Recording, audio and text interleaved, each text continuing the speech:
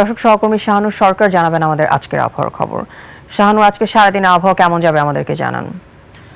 ধন্যবাদ আফিফা আপনাকে। দর্শক, এই মুহূর্তে আজকের আবহাওয়ার সর্বশেষ খবর জানাবো আপনাদেরকে।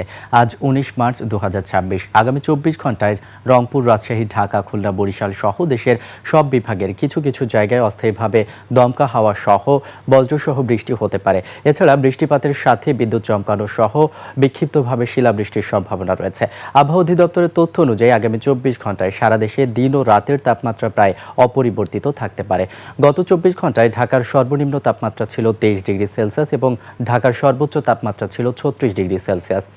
এই মুহূর্তে দেশের বিভিন্ন স্থানে তাপমাত্রার দিকে লক্ষ্য করলে দেখতে পাচ্ছি রাজধানী ঢাকার এই মুহূর্তের গড় তাপমাত্রা রয়েছে 25 ডিগ্রি সেলসিয়াস, চট্টগ্রামের এই মুহূর্তে তাপমাত্রা রয়েছে 27 ডিগ্রি সেলসিয়াস, খুলনার তাপমাত্রা রয়েছে 28 ডিগ্রি সেলসিয়াস, ময়মনসিংহের এই মুহূর্তে তাপমাত্রা দেখতে পাচ্ছি 23 ডিগ্রি সেলসিয়াস, সিলেটের তাপমাত্রা রয়েছে 22 ডিগ্রি সেলসিয়াস, রংপুরের এই মুহূর্তে গড় তাপমাত্রা রয়েছে 23 ডিগ্রি সেলসিয়াস এবং সবশেষ রাজশাহীর তাপমাত্রা দেখতে পাচ্ছি 25 ডিগ্রি সেলসিয়াস রয়েছে।